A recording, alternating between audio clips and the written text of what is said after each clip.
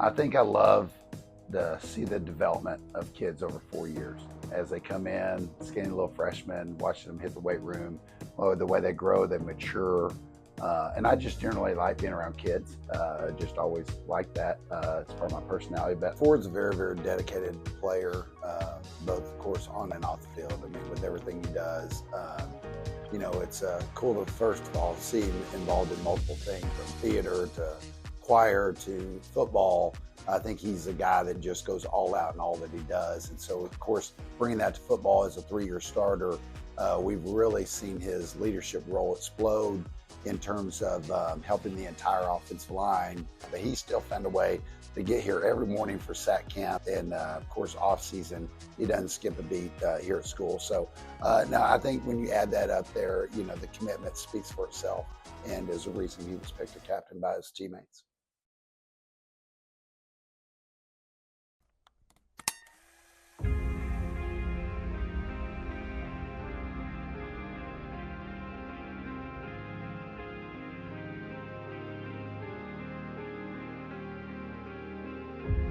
Every time that I look in the mirror, all these lines on my face getting clearer. Sing with me, sing for the year, sing for the laughter, sing for the tears. Sing with me, it's just another day. Maybe tomorrow the good Lord will take you away.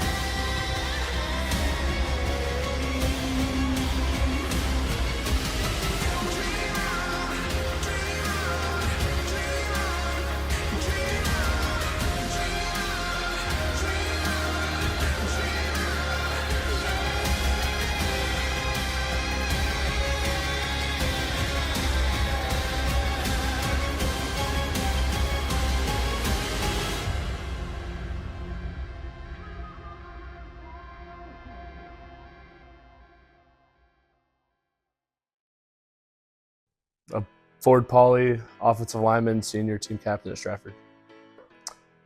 Started SPMSA, I think it was third grade on the Cardinals with Little Meadowood team.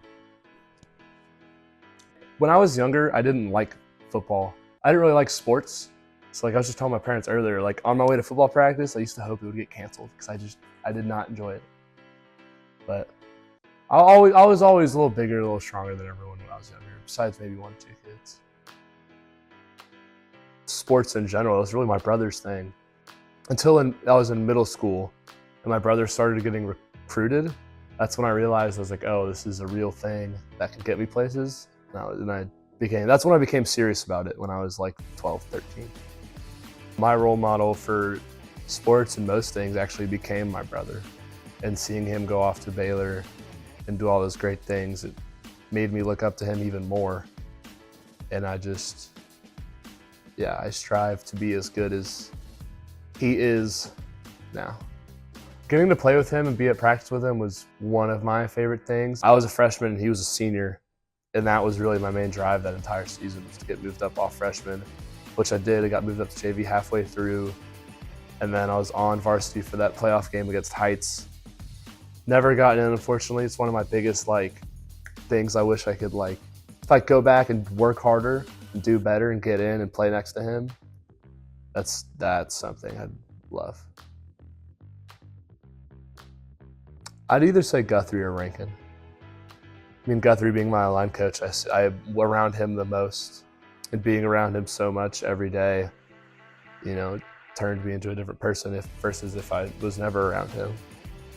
I really appreciate that, and I love getting coached by him and being around him. And then Coach Rankin I've known since I was like 10, so I've known him for a while, and I've always been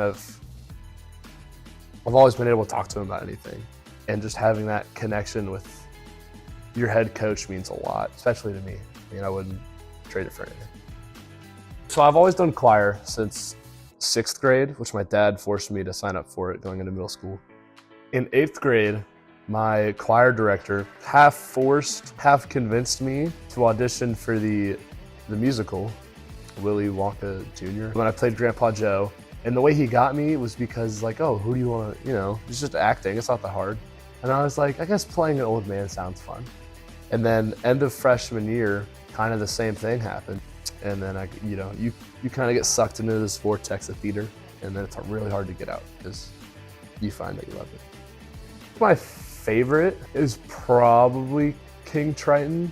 It's a Disney cartoon. It's kind of ridiculous. And so it was really hard not to laugh at yourself sometimes, especially with what I was wearing. I mean, I had a full wig and beard on and like a mustache glued to my face. It's hard and it's busy, but it's fun. You know, I'm pretty lucky to find enjoyment in all three of those things, because not everyone does. And I mean, in the fall, I'm full drive. Football 100% takes priority over everything. And in the fall, I'm full drive until like sometimes in October when rehearsals start. I miss a ton. I'll have Sunday rehearsals. Once football season ends, I go full swing in a theater, and I'm back to, instead of practice going until 5:30, I have rehearsals after school go until 5:30. And once I'm in January, we have so many workouts we have to get done. We have to get at least 2 a day. So I'm waking up at 5:30 in the morning, going to school, working out, go through the school day, have another workout during the football period. And then after the football period, I have rehearsal after school. But some days you're doing, 14-hour days at school, not leaving.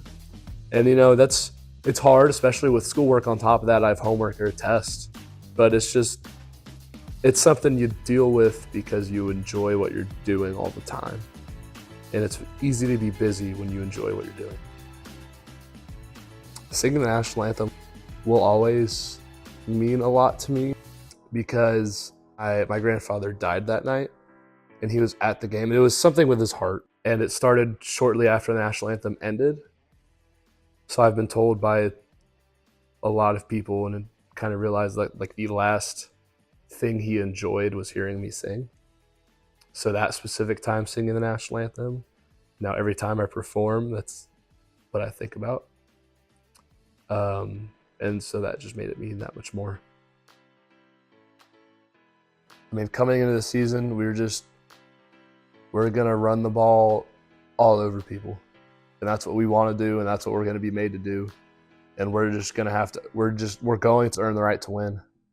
And we take that, one step at a time. Coach Guthrie, my line coach, really trying to get into our brains that we're just gonna pound the rock, and we just gotta overpower everyone.